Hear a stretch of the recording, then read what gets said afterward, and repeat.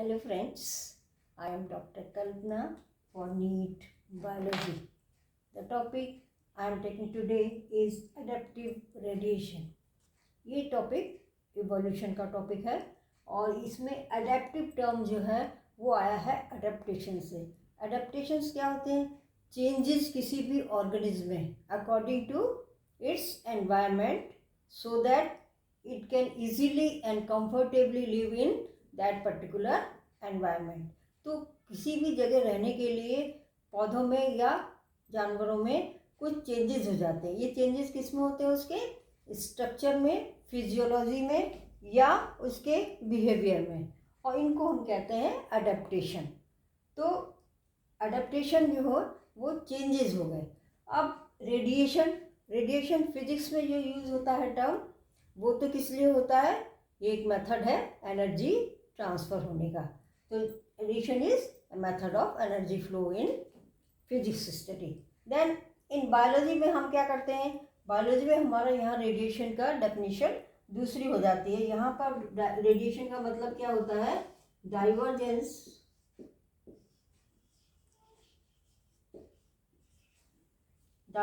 Out from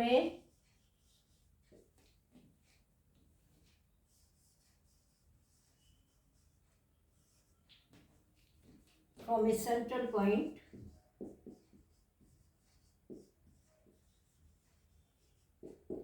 खासकर कहाँ? Evolution में, from N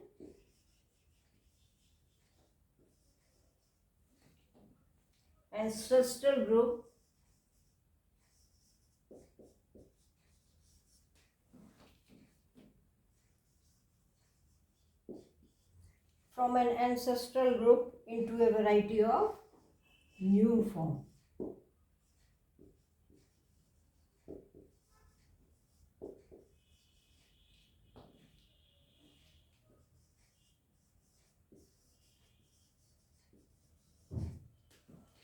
Divergence out from a central point from an ancestral group into a variety of new form.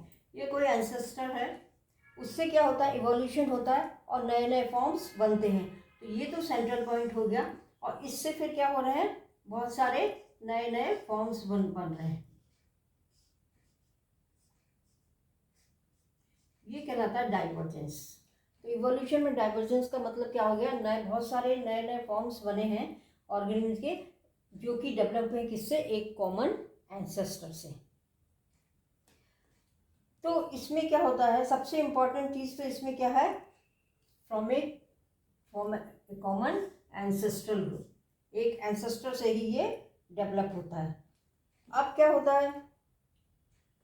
ये भी evolutionary radiation ही है इसमें, और इसमें सबसे इम्पॉर्टेंट चीज़ क्या है? प्री कंडीशन क्या है इसकी, एडेप्टिव रेडिएशन की, कि ये एक ही जियोग्राफिकल एरिया में होता है।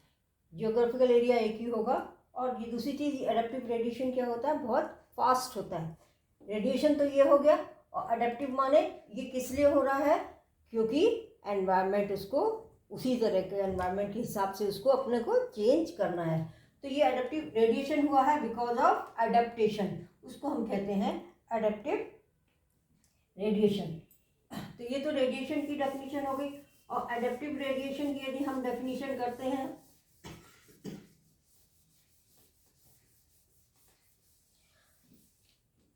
तो ये क्या होगा? एक डिफरेंस क्या होता है? जो इवोल्यूशन हम ऑर्गेनिक इवोल्यूशन पढ़ते हैं वो बहुत स्लो होता है, उसको होने में मिलियंस ऑफ ईयर्स लगते हैं। लेकिन एडेप्टिव रेडिएशन क्या होता है? ये रैपिड है। ये क्या है?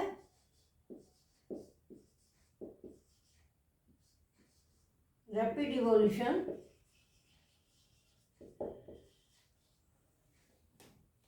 ऑफ मॉर्फोलॉजिकली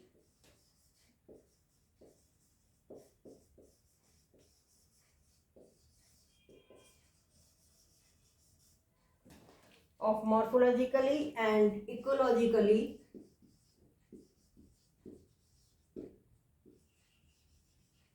ecologically माने उनके एनवायरनमेंट से related. morphologically and ecologically diverse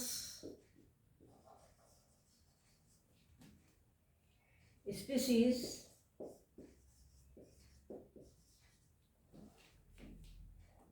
in a given geographical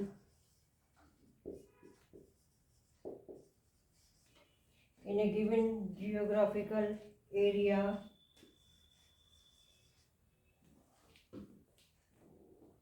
from a single ancestor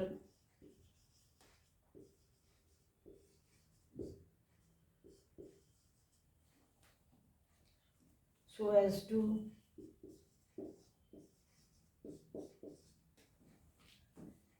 suit the environment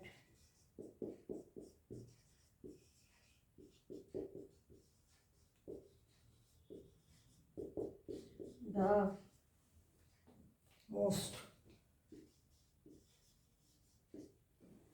adaptive की डेफिनेशन हमने बता दी, रेडिएशन की बता दी। अब वो दोनों को यदि मिला देते हैं तो ये एडेप्टिव रेडिएशन की डेफिनेशन होगी। क्या होगी? Rapid evolution. ये इवोल्यूशन से, मेन इवोल्यूशन से यहाँ डिफरेंस है कि रैपिड होता है। वैसे इवोल्यूशन में मिलियंस ऑफ ईयर लगते हैं, पर यहाँ पर 1 या 2 मिलियन ईयर्स में ये कंप्लीट हो जाता है। किसका? Morphologically and ecologically diverse species. ये जो है डाइवर्स स्पीसीज बन जाती हैं। किसमें डिफरेंस होता है इनका? मॉर्फोलॉजी में और इकोलॉजी में, माने related with environment in A given geographical area. ये बहुत इंपॉर्टेंट चीज़ है। यहाँ पर एक ही जियोग्राफिकल एरिया में, पूरे वर्ल्ड की बात नहीं करते हम, एक जियोग्राफिकल एरिया ले लेते हैं। जैसे ऑस्ट्रेलिया कॉन्टिनेंट ले लिया हमने, आइलैंड, इस तरह का। फ्रॉम ए सिंगल एंसेस्टर, हमेशा एक सिंगल एंसेस्टर से शुरू होगा और उससे इतने सारे फॉर्म्स बनेंगे, जिससे क्या हो, इसका फ़ायदा क्या होगा कि ये एनवायरनमेंट सबसे अच्छी तरह से रह सकता है। सबसे ज़्यादा इसमें अडेप्टेशन हो जाते हैं और ये मॉर्फोलॉजिकली और इकोलॉजिकली डिफरेंट स्पीसीज बन जाती हैं उस एक एंसेस्टर से शुरू होके। तो ये डेफिनेशन हो गई किसकी? एडेप्टिव रेडिएशन की। इसमें सबसे इम्पॉर्टेंट चीज़ क्या है? सेम जो है, सेम जियोग्राफिकल एरिया। अलग अलग जियोग्राफिकल एरिया की बात नहीं होती है यहाँ पर, एक ही जियोग्राफिकल एरिया में ये एडेप्टिव रेडिएशन होता है।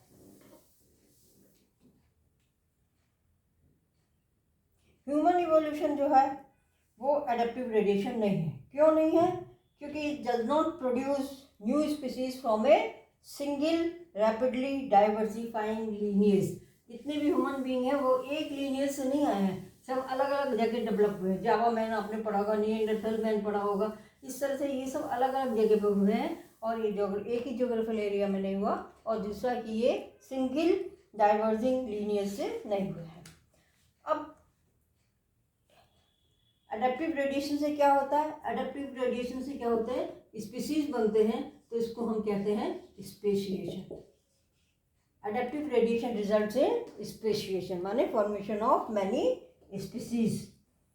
और तो ये स्पेशिएशन और भी कारण से हो सकता है, लेकिन one of the cause of speciation is adaptive radiation. Speciation में क्या होता है? जब एक ग्रुप, मान लीजिए ये स्पीसीज है बहुत सारी, इसमें से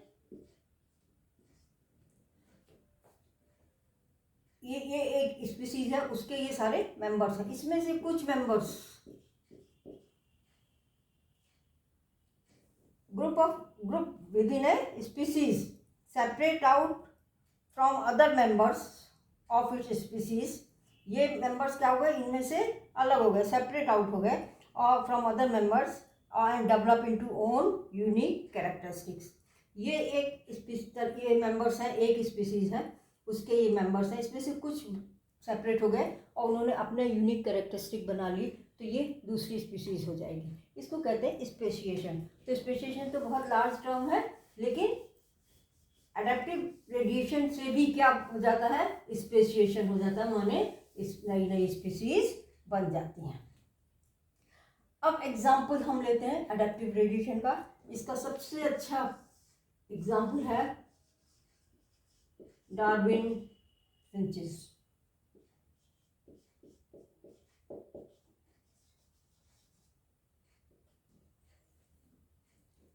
डार्विन जब अपने जर्नी पे था गैलापागोस आइलैंड,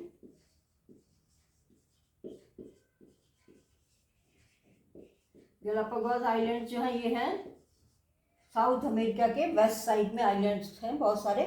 वहाँ पर ये डार्विन गया था अपनी शिप में, जिसका इसका नाम था शिप का HMS बीगल, इसमें गया था। तो उसने क्या देखा कि बहुत डाइवर्स फॉर्म देखे क्रिएचर्स के, खासकर स्मॉल ब्लैक बर्ड्स, बहुत सारे इनके डाइवर्स फॉर्म्स। किस चीज में? बीक में। इनके बीक का फॉर्म अलग था और उनके खाने का बिहेवियर भी अलग था। इस तरह के उसने 18 स्पीसीज देखी उस आइलैंड में यहाँ पर। तो जो है ये इसका ऑब्जर्वेशन था कि इसने देखा amazing diversity of creatures, specially small black birds later called Darwin's finches. ये क्वेश्चन आया है 2010 में। ये जो बर्ड्स थी स्मॉल, उनको बाद में क्या नाम दिया गया? उनको दिया गया डार्विन्स फिंचेस, क्योंकि डार्विन ने ये ऑब्जर्व किया था। इसने लगभग 18 स्पीसीज देखी थी और उन सब में फॉर्म और फंक्शन जो था वो क्या था? बीक का अलग अलग था। बाकी तो एक ही तरह की थी, लेकिन उनमें वो बीक की वजह से ही वो क्या हो गई? अलग स्पीसीज बन गई थी। और ये सारी, इसने क्या देखा कि ये सारी जो बर्ड्स हैं वो किससे डेवलप हुई हैं? ये डेवलप हुई है सीड ईटिंग, जो बीज खाते थे बर्ड्स, उनसे ये सारी वैरायटीज डेवलप हुई हैं। तो ये तो हो गई सीड ईटिंग।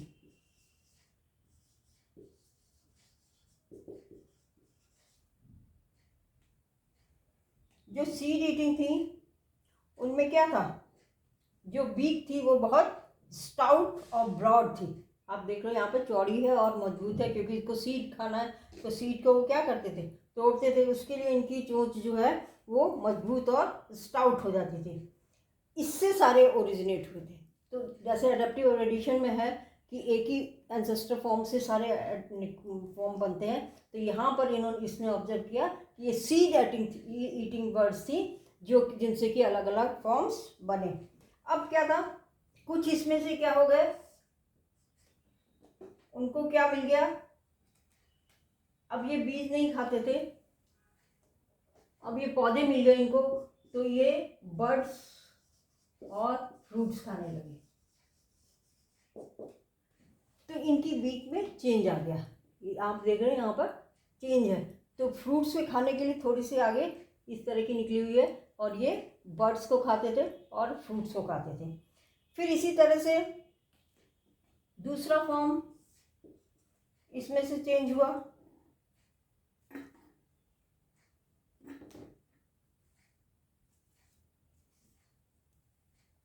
वो था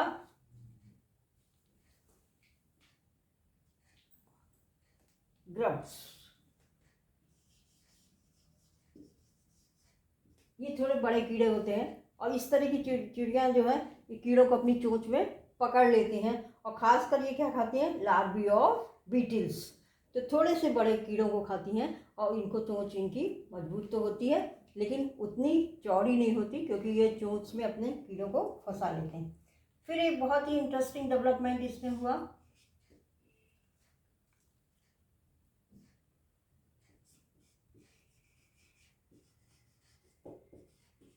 टूल यूजिंग बर्ड्स।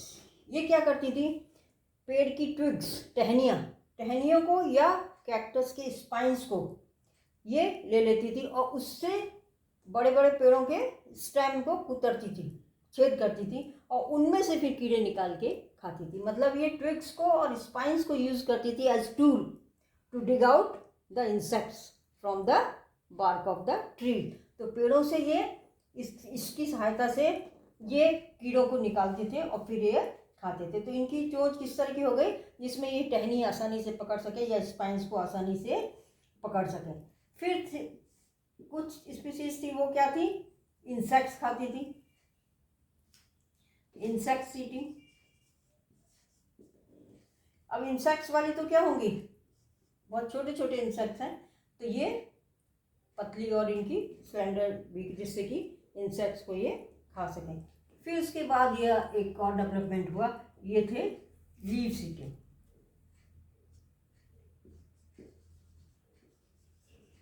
लीव्स खाने वाले। तो इस तरह से ये क्या है, ये है अडेप्टिव रेडिएशन। किसका? फिंचेस का, स्मॉल ब्लैक बर्ड्स का। कहाँ से शुरू हुआ? Single ancestor. कौन थे वो? Seed eating. और उससे बाद इसी तरह से कैक्टस ईटिंग भी बने इसी इन्हीं से। कैक्टस में क्या थी? जो उनकी बीक थी वो लंबी और पतली थी, जिससे कि वो कैक्टस के अंदर तक डाल के उसमें से इंसेक्ट्स या उसके बीज को खाते थे। तो इस तरह से 18 स्पीसीज इन्होंने नोट की, तरह तरह के, depending on the form of the beak and the function of the beak और the behaviour of their eating. क्या खाते हैं उसके हिसाब से इनकी बीक्स में क्या होता है, चेंजेस हो जाते हैं। तो ये 18 तरह की इसने देखी। लेकिन ये सब शुरू किससे हुई? एंसेस्टर कौन था इनका? इनका एंसेस्टर था सीड ईटिंग बर्ड्स। और ये इसको डार्विन फिंचेस जो थे, इन्होंने डार्विन को बहुत हेल्प किया किसमें? उसका जो नेचुरल सिलेक्शन का आइडिया था उसको सॉलिडिफाई करने में। तो जो ये सब क्या है, नेचुरल सिलेक्शन ही तो है कि किसी भी एरिया में ये ज़्यादा डेवलप हुए क्योंकि यहाँ पर इसको ये बर्ड्स और फ्रूट्स ज़्यादा मिले, कहीं पर ये इंसेक्ट ज़्यादा थे तो ये इस तरह के डेवलप हुए। तो इससे डार्विन का जो नेचुरल सिलेक्शन का थ्योरी थी उसको बहुत ज़्यादा सॉलिडिफिकेशन मिला, उसको ये सपोर्ट करते हैं सारे। तो ये डार्विन फिंचेस थी जिनका development single seed eating bird से हुआ। और वहाँ पे इस तरह की उसने 18 स्पीसीज देखी। हमने यहाँ पर थोड़ी सी ली हैं, लेकिन वहाँ पर 18 स्पीसीज मिली और ये कहलाती हैं डार्विन्स फिंचेस। छोटी स्मॉल ब्लैक बर्ड्स थी। फिर दूसरा एग्जाम्पल जो इसका आता है अडेप्टिव रेडिएशन का, वो आता है ऑस्ट्रेलिया में मार्सुपियल्स। Australian marsupials. मार्सुपियल्स क्या होते हैं? मैमल्स होते हैं, लेकिन ये मैमल्स प्लेसेंटा मैमल्स से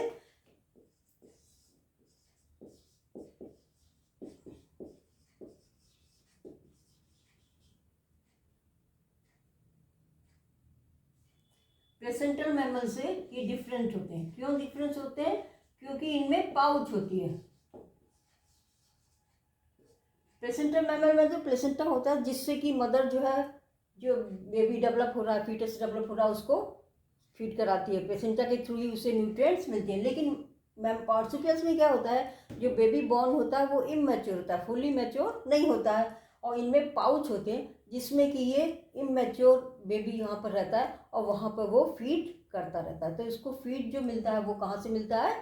पाउच में। जैसे कंगारू है इसका बहुत अच्छा एग्जाम्पल। तो ये मार्सुपियल सारे जो है, तो ये देखा गया कि जो मार्सुपियल्स हैं ये कहाँ से डेवलप हुए? ऑस्ट्रेलिया में जो मार्सुपियल डेवलप हुए ये एक सिंगल एंसेस्टर से ही डेवलप हुए हैं। लेकिन फिर बाद में उनमें चेंजेस आ गए according to the habitat they live. किस हैबिटेट में है? यदि घास के मैदान में है तो उनमें थोड़ा चेंज आ गया। फिर इसी तरह से जिनको पेड़ों पे रहना था उनमें फिर फॉर्म में थोड़ा चेंज आ गया। इस तरह से करते करते नई स्पीसीज बन गई। तो यहाँ पर ये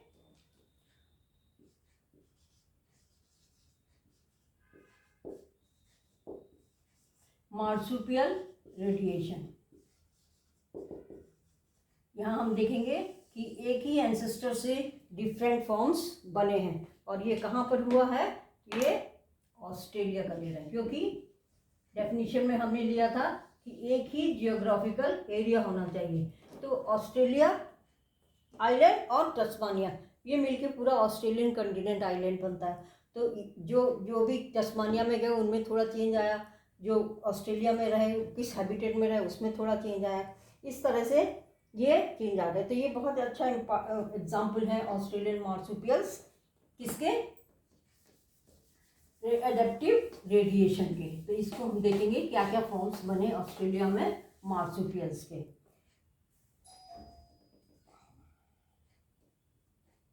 मार्सुपियल्स जो हैं ये डिफरेंट है फ्रॉम प्लेसेंटल मैमल्स। मैमल्स तो हैं लेकिन ये अलग है। तो इसमें सबसे पहले तो क्या बना?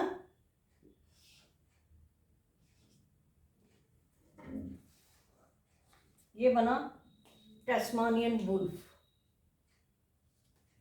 ये है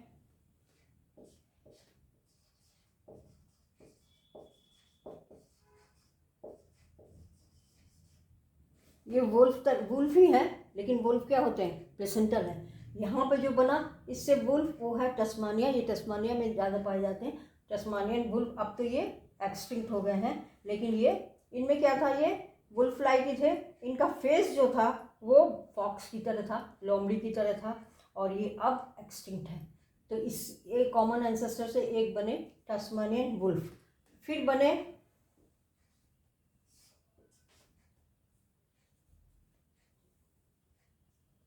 ये बने टाइगर कैट। ये कैट ही है, कैट प्लेसेंटल है, और ये जो है यहाँ पर मार्सुपियल है। ये पाउच में न्यूबॉर्न बेबीज़ को रखते हैं, और ये इनकी बॉडी पे बहुत सारी स्ट्रिप्स होती हैं, इसीलिए ये टाइगर जैसी दिखती हैं, पर असली में ये कैट की ही है, मार्सुपियल कैट है, कैट नहीं है, मार्सुपियल कैट है। फिर है ये कहलाते हैं बैंडेड एंटीटर।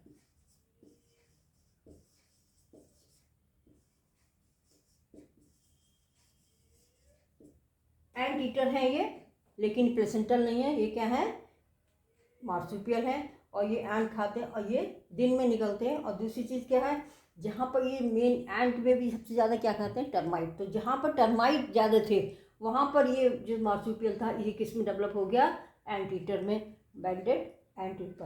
बैंडेड है ये, इसका मतलब ये मार्सुपियल है, ये प्लेसेंटा वाले से डिफरेंट है। फिर जो है जैसे रैट हमारे में होते हैं, प्लेसेंटल रैट होते हैं, यहाँ पर ये प्लेसेंटल रैट ना होके ये क्या कहलाएंगे, मार्सुपियल रैट।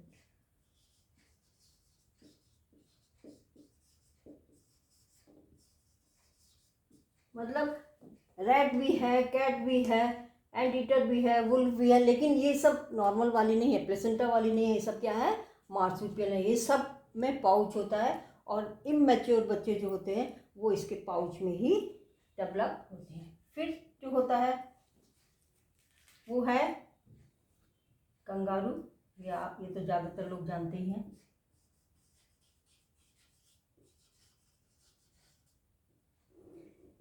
ये ग्रेजिंग एनिमल है, घास वास जहाँ होती है वहाँ पर चढ़ता है। और दूसरी चीज़ क्या है, इसके जो हाइंड लिम्स हैं, पीछे वाले पैर हैं, बहुत पावरफुल होते हैं, जिससे ये ह्यूज हॉप, ये उछलता हुआ चलता है, बड़े बड़े खूब छलांग लगाता है, किससे, अपने इस पैर से। और ग्रेजिंग एनिमल्स हैं। उसके बाद ये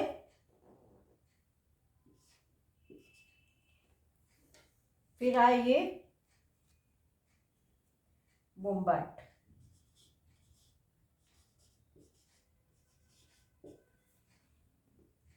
ये चूहे की तरह के होते हैं, लेकिन इनका साइज क्या होता है, बड़ा होता है, और ये मार्सुपियल है। मार्सुपियल माने फिर वही पाउच होता है, ये चूहे के से बड़े साइज के होते हैं। फिर इसमें आता है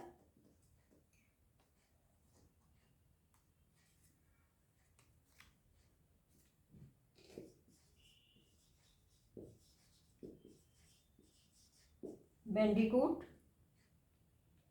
ये जो है इनके जो आगे के पैर होते हैं, इससे ये ज़मीन को खुरदते हैं, डिग करते हैं फॉर फूड, उसमें से फिर कीड़े वगैरह निकाल के ये खाते हैं अपने आगे वाले पैर से। इनका साइज तो होता है रैबिट की तरह, लेकिन ये देखने में थोड़ा सा पिग की तरह और थोड़ा रैट की तरह होते हैं। तो पिग और रैट की तरह का इनका फॉर्म होता है, लेकिन ये डिग आउट करते हैं और उसको उससे अपना फूड लेते हैं। ये भी क्या है, मार्सुपियल है, माने पाउच है, और ये भी इसी एंसेस्टर से बने हैं जिससे ये सारे डेवलप हुए थे। फिर है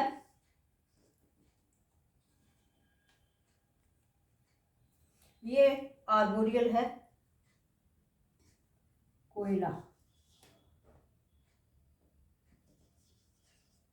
आर्बोरियल माने पेड़ पे रहने का। तो जहाँ पे ज़्यादा पेड़ वगैरह थे वहाँ पे ये मार्सुपियल क्या हुए, ये कोयला में डेवलप हो गए, जिससे कि ये पेड़ों से अपना भोजन ले सकते हैं। उसके बाद कुछ डेवलप हुए क्या, मोल। जैसे हमारे प्लेसेंटल मोल हैं, ऐसे ही ये मोल है, लेकिन ये क्या नाम कहलाएंगे? मार्सुपियल मोल।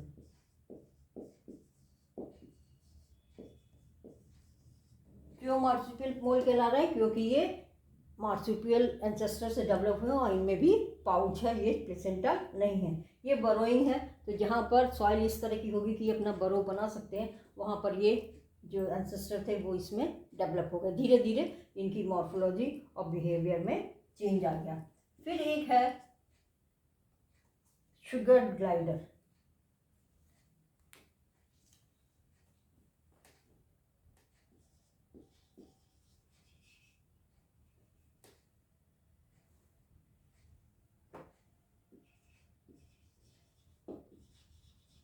जैसा नाम सजेस्ट कर रहा है, शुगर माने ये शुगरी फूड खाते हैं, जैसे कि सैप या नेक्टर ये खाते हैं, और ये हवा में क्या करते हैं? ग्लाइड करते हैं, इसलिए इनका नाम क्या है? Sugar glider. तो इस तरह से ये सारे क्या हैं? मार्सुपियल्स हैं, जो कहाँ पाए जाते हैं? ऑस्ट्रेलिया में पाए जाते हैं। और ये सारे के सारे क्या हुए? एक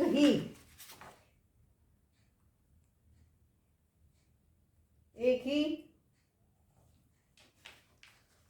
ऑर्गेनिज्म से, एक ही एंसेस्टर से डेवलप हुए। तो ये भी एक एग्जाम्पल हो गया किसका? अडेप्टिव रेडिएशन का। तो हमने 2 एग्जाम्पल पढ़ लिए अडेप्टिव रेडिएशन के, एक तो डार्विन्स फिंचेस और दूसरा ये मार्सुपियल्स जो ऑस्ट्रेलिया में पाए जाते हैं। ऑस्ट्रेलिया कंटिनेंट, इसमें ऑस्ट्रेलिया मेनलैंड आता है और टस्मानिया आता है। तो इस तरह से ये टस्मानिया में कुछ है और कुछ, तो आप देख रहे हैं कि मैमल्स जो होते हैं, जैसे रैट है, कैट है, टाइगर है और मोल है, माउस है, तो ये सारे इसमें भी हैं।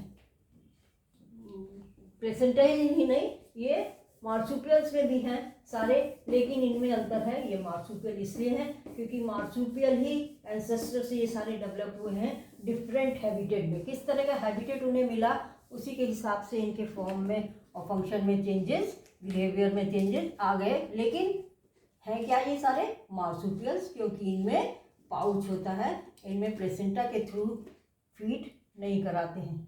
इनमें जो भी फीड कराते हैं बेबी को, वो शुरू में इमैच्योर बेबी होता है और उसको पाउच में रह के ही फीड मिलता है। ये तो हो गया डाइवर्जेंट। लेकिन क्या होता है जब एक से ज़्यादा, ये एक जियोग्राफिकल एरिया है, इसमें एक ये रेडिएटिव अडेप्टेशन है, माने एक एंसेस्टर से बहुत सारे फॉर्म बन गए। ऐसे ये दूसरा रेडिएटिव अडेप्टेशन है जिसमें कि अडेप्टिव रेडिएशन है, जिसमें बहुत सारे फॉर्म्स बन गए। अब क्या होता है, जियोग्राफिकल एरिया तो सेम है, ये जो है ये जियोग्राफिकल एरिया एक ही है,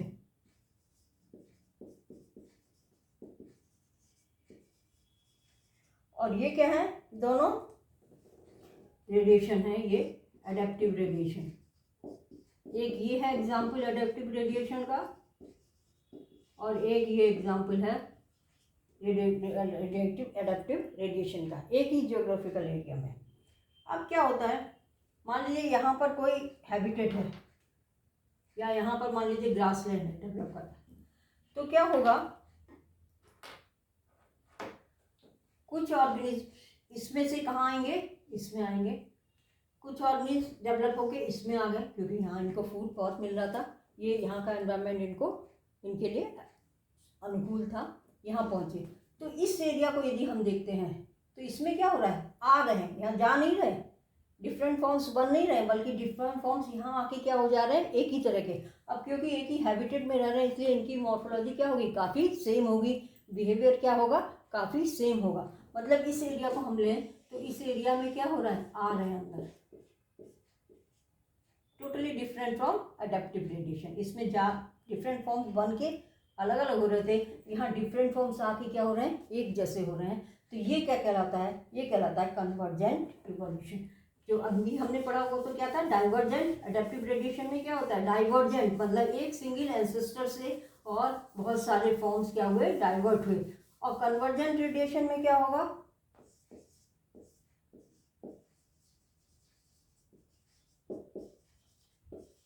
बहुत सारे फॉर्म्स आएंगे एक हैबिटेट में, और वो सब में फॉर्म में क्या होंगे, चेंज हो जाएंगे, और वो फंक्शन में भी सिमिलर हो जाएंगे।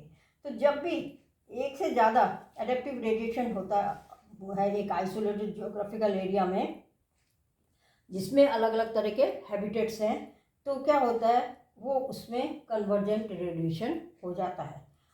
जैसे कि एग्जाम्पल में मार्सुपियल और प्लेसेंटल मैमल्स हैं ऑस्ट्रेलिया में, हमने बताया आपको प्लेसेंटल सारी जगह हैं और मार्सुपियल ज़्यादातर ऑस्ट्रेलिया में।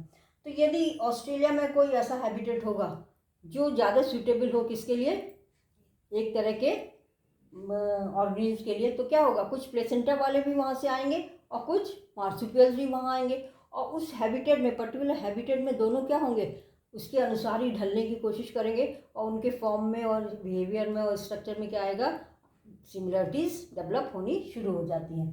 तो इस तरह से ये एग्जाम्पल हो जाएगा कन्वर्जेंट रेडिएशन का।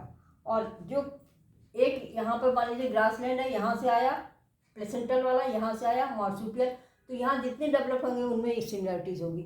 ऐसे ही दूसरा आया, मान लीजिए यहाँ पर ट्रीज़ वाली हैबिटेट है, तो यहाँ से भी आएगा और मार्सुपियल से भी आएगा, फिर दोनों क्या होंगे, सिमिलर हो जाएंगे इन फॉर्म एंड बिहेवियर। उनके खाने पीने का ढंग, उनके रहने का ढंग, ये सब क्या होगा, उनका फॉर्म स्ट्रक्चरली। आप अभी एग्जाम्पल देखते हैं तो वहाँ पे पता चलेगा कि कितनी सिमिलरिटीज़ उनमें हो जाती हैं। हालांकि वो क्या है, कुछ तो कहाँ से आया, एक तो आया कहाँ से, प्लेसेंटल वाले एंसेस्टर से, और एक आया मार्सुपियल एंसेस्टर से, लेकिन उनमें क्या हो गई, सिमिलरिटीज़ हो गई, देखने में वो बिल्कुल एक जैसे लगे। जैसे हम एग्जाम्पल देते हैं, ये ऑस्ट्रेलिया का ये एग्जाम्पल है, यहाँ पर ये तो है, इधर लेते हैं हम प्लेसेंटल मैमल, जिनमें प्लेसेंटा होता है। ये क्या, ये किस तरह से बने, डिफरेंट फॉर्म्स बने इनमें, कैसे बने, ये डाइवर्जेंट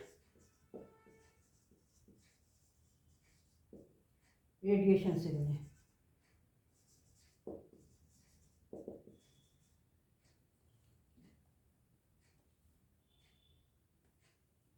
इसमें हम मान लीजिए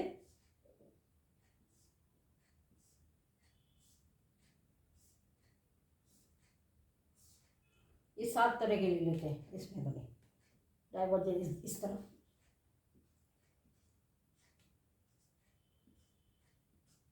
डिफरेंट हैबिटेट्स। और इसी तरह से ये जो मार्सुपियल्स हैं, ये क्या है, मार्सुपियल्स इन ऑस्ट्रेलिया, ये भी क्या है, डाइवर्जेंट रेडिएशन से बने, इसमें भी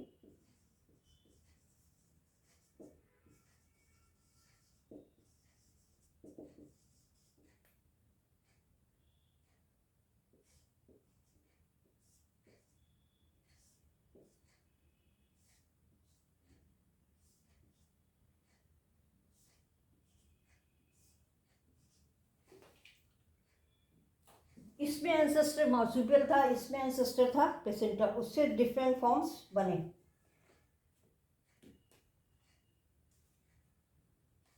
तो ये डिफरेंट फॉर्म्स बनने में सबसे पहले हम देखते हैं कि जो मोल, ये है मोल, कहाँ का, प्लेसेंटा।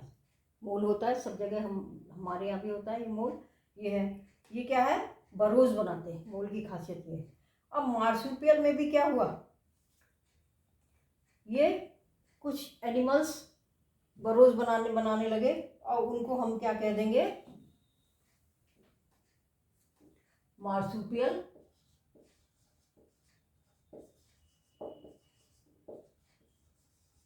ये क्या है, प्लेसेंटल है, ये क्या है, मार्सुपियल है, लेकिन देखने में और बिहेवियर में और फूड हैबिट में क्या है, सिमिलर तरह की। सुरंग ये भी बनाते हैं, सुरंग वो भी बना के रहते हैं। फिर जो है एंटीटर, ये है एंटीटर, प्लेसेंटल एंटीटर,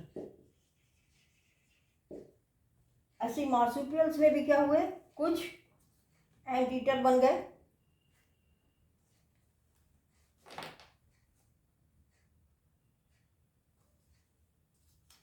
इनको कहा गया नम्बेट या एंटीटर भी कह सकते हैं।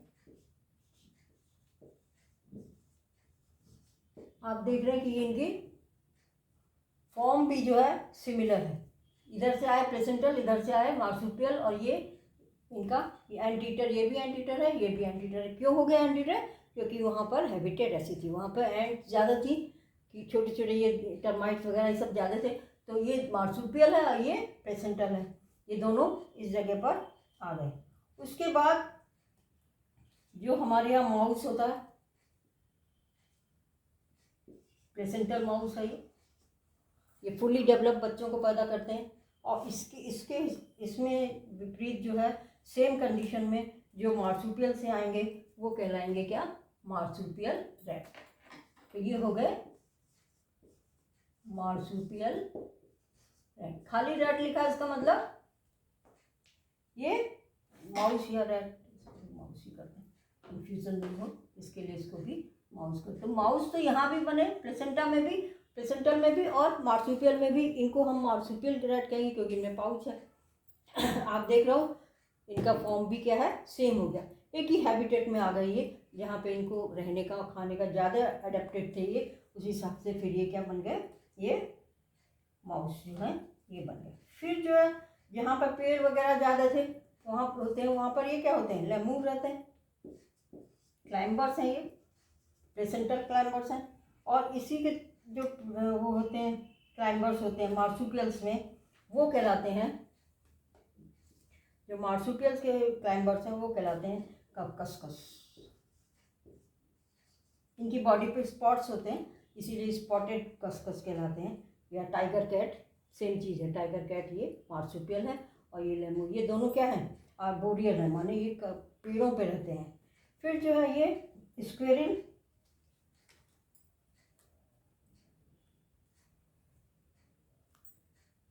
ये स्क्वेरिल है, ये ग्लाइड कर दिया, फ्लाइंग।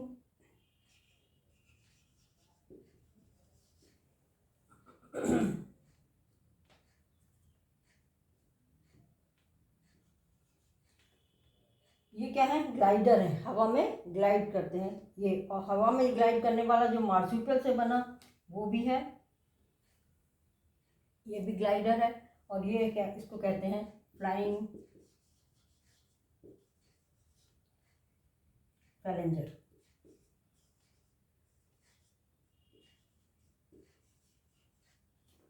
तो इन दोनों में क्या है, सिमिलरिटी है, फॉर्म में भी और इनके फूड हैबिट में और बिहेवियर में।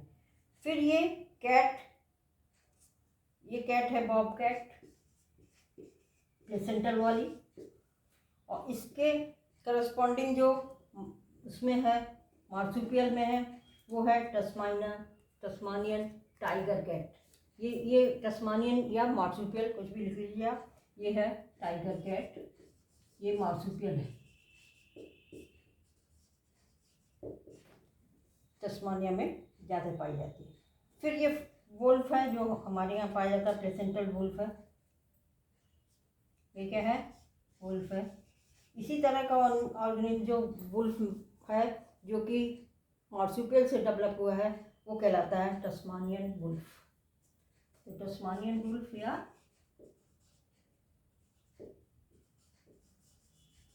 आप देख रहे हैं ये सारे किससे आए हैं, प्लेसेंटल मैमल से। कैसे, डाइवर्जेंट रेडिएशन से। ये सारे कैसे आए हैं, मार्सुपियल एंसेस्टर से। कैसे, डाइवर्जेंट रेडिएशन से। तो ये तो सब डाइवर्जेंट रेडिएशन से आए हैं, लेकिन यहाँ पे आके क्या होगा, ये इसकी जैसा है, ये इसकी तरह है, ये इसकी तरह, किस चीज़ में, मॉर्फोलॉजी में और बिहेवियर में और फिजियोलॉजी में, फीडिंग हैबिट में। तो ये जो पेयर मिल बन रहे हैं ये क्या कहलाएंगे, ये कहलाएंगे कन्वर्जेंट रेडिएशन, इवोल्यूशन या रेडिएशन, ये कहलाएंगे